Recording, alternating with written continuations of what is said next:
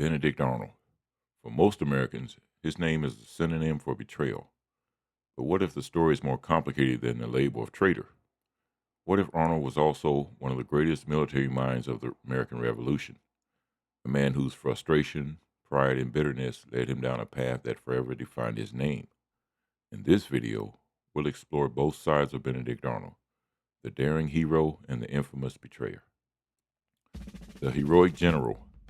Before his name became synonymous with treason, Benedict Arnold was one of the Revolution's brightest stars.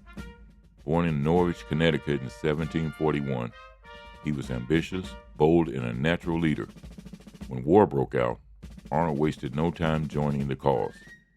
He played a critical role in capturing Fort Ticonderoga in 1775, securing vital artillery for the Continental Army.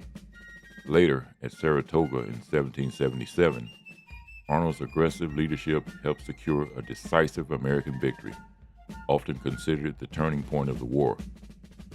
It's no exaggeration to say, without Benedict Arnold's courage and military brilliance, the revolution might have failed before it truly began. Resentment and frustration. But behind the battlefield victories, a storm was brewing. Arnold was repeatedly overlooked for promotion, while less experienced men advanced ahead of him. Congress often questioned his expenses and accused him of corruption. His enemies in politics painted him as reckless and self-serving. For a man of Arnold's pride, these slights cut deeply. Imagine his thoughts. I bled for this cause, risked everything, and yet I am repaid with suspicion and insults.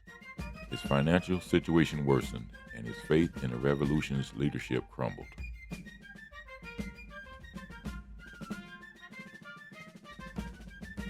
The turning point. By 1779, Arnold's frustration had reached a breaking point. He had married Peggy Shippen, a young woman from a loyalist family in Philadelphia. Through her connections, Arnold opened secret correspondence with the British. His plan? To deliver West Point, one of America's most important fortresses, into British hands. In return, Arnold was promised money and a commission in the British Army. From Arnold's perspective, this was not treason, it was justice. He believed Congress had betrayed him long before he betrayed the revolution. In his mind, he was not abandoning honor, but reclaiming it. The treason attempt. In 1780, Arnold's plan nearly succeeded. He arranged to meet British Major John Andre to finalize the handover of West Point, but fate intervened. Andre was captured by American forces, and the incriminating documents he carried revealed Arnold's plot. Arnold narrowly escaped to British lines, while Andre was executed as a spy. The news shocked the fledgling nation. The hero of Saratoga. Aftermath and legacy. Arnold lived out his days in Britain, but he was never fully trusted, even by the side he had joined.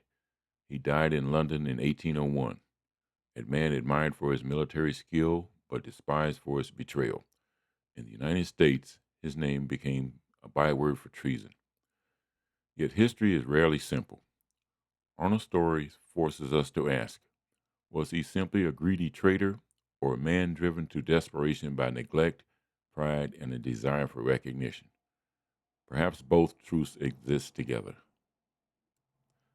Benedict Arnold remains one of the most controversial figures in American history, a brilliant general and a despised traitor, two sides of the same man. His life reminds us that heroes can fall, and villains are not always born. They are often made by circumstance, choice, and the judgment of history. Thank you for watching. If you enjoyed this deep dive into the complex story of Benedict Arnold, please like, subscribe, and stay tuned for more explorations of history's most fascinating figures.